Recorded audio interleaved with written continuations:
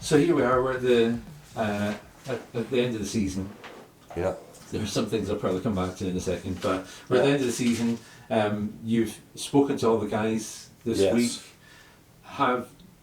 Do you have in your mind an idea of the shape of the team next season?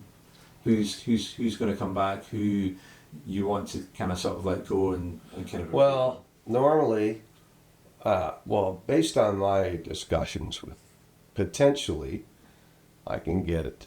We can have a number of guys come back, but everybody, we kind of left it that guys are going to go home for 2 or 3 weeks, just decompress, so to speak, and then we'll start moving ahead. I mean, my job now is what I want to do is improve the level of our team for next year, moving forward.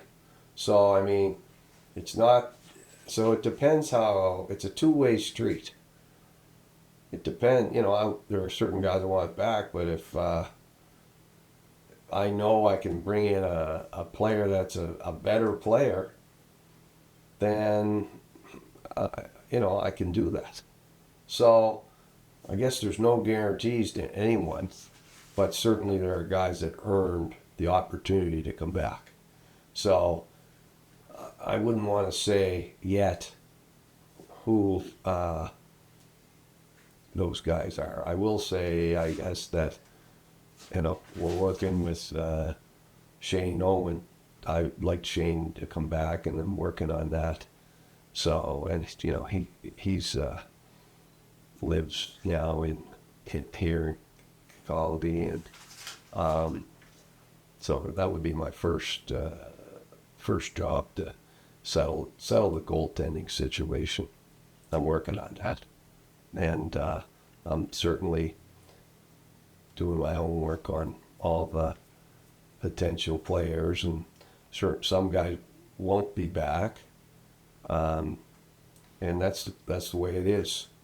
So one thing I have learned, or definitely, I think I always knew it, but the one thing that jumps out at me is I have to be patient, and that I've told my wife this, I'll say, call it recruiting or signing players, but some of it really is kind of recruiting. That I said, it's kind of like going fishing. Like there's a season that the fish are biting, and it's time of the year, and I know that could be in a fisherman. If I go home and it's maybe too early, I fish and none of the fish are going to bite.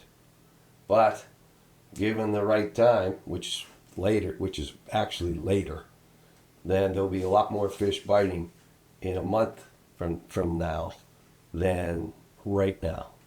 And I've discovered that because last year I started in, I guess it was June, middle of June or something like that. And I only had 5 or 6 weeks to put the whole thing together. But yet there were guys, certainly still good players or players on the market, and I was fortunate enough to be able to find the guys that we did. And I think certainly we can do that again. Some of our top guys, I think it's pretty, how would I put it? It's pretty common knowledge that the big fish come and try to take all the good players from all the smaller budget teams, and so I know we have guys that turn heads this year, and we'll see how that all settles. But we had some guys that had outstanding seasons, like Kyle Osterberg and Troy Lajeunesse, and Shane Owen had a great year. Had his best save percentage since he started, I think. And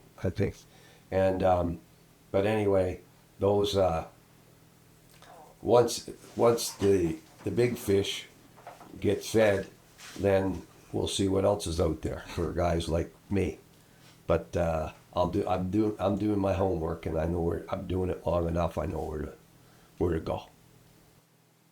You already knew about the Elite League because you played against Belfast. Yes. There was when we signed you, there was a very famous video came up, and it was you in Belfast on the bench, being quite upset about a decision, shall we say? Oh yeah. Yeah. Yeah. There's a great video of that. Oh yeah. I'd like to see that again. I don't remember seeing that one.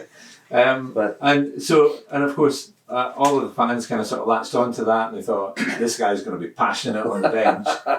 And we only had to wait till middle of October and Nottingham, and you demonstrated that. Looking back on that, is there anything you change about that incident, or are you quite happy with it? Oh, I wouldn't change much about that incident. Oh, I didn't like getting suspended. I didn't like to be suspended, and I went to Manchester. I didn't have an assistant coach, and basically I put one of our players behind there. He was nervous as all heck at that time, and I thought, I know you're just baiting here, Ali, to talk about that, because it was ridiculous how that turned out. I did, and the next time the coach of Cardiff went in there, the national team coach, he did worse than me. Like, he threw a bottle at a guy. You can see it. And he didn't get suspended. Now, if that sums, I hope that doesn't sum the league up. But I better be quiet. I think it was Brady Patouth that ended up being the bench coach that night. Yeah. And I know at the hockey show that we did, he was saying he was kind of like a deer in the headlights that night on the bench. 'Cause it's quite a change going from a player to something that to make coach. Definitely. Well, that was an experience for him, but he handled it well. And I think he said at one point he looked down at the guys and went, "You guys got any ideas?" That was brilliant. Yeah. Oh yeah. Funny. When you coach in Fife, you basically have control over who you're bringing in, as long as it's within budget, I guess. Yeah. But which players you go for, which you don't. Corey Nielsen, who's just been appointed as the coach at Clan, was saying one of the things that attracted him to go into Clan was that at other teams like the Panthers, he hasn't had that control, and he's had to work with the players that have been brought in for him. Have you worked in that scenario before? The only time I've ever worked in that scenario, that here are the players, what was in when I worked in the NHL. These are the players that you have. And when I worked in the NHL, and I worked with Calgary and Buffalo, and coaches don't have much say in who they get. These are the players you have. But any other place I've ever been in, I've always, almost every place I've coached, I've had the opportunity to at least bring my imports in. I coached in Austria one time. The team was already set. And I didn't have much say in that. I didn't have any say in that. But almost every place I've ever coached, I've had to be able to, I've had the opportunity to build the teams. And I think you need that. So it's, that's something I like to do. It's part of the game I like. The off season, you go to work and put your pieces together and see how it goes. But you can't control what the other teams do.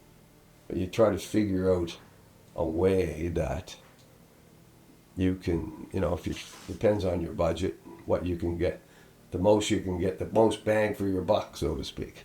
That's the plan. And I believe they said that some people say there's a salary cap in our league, but I don't know if that's accurate.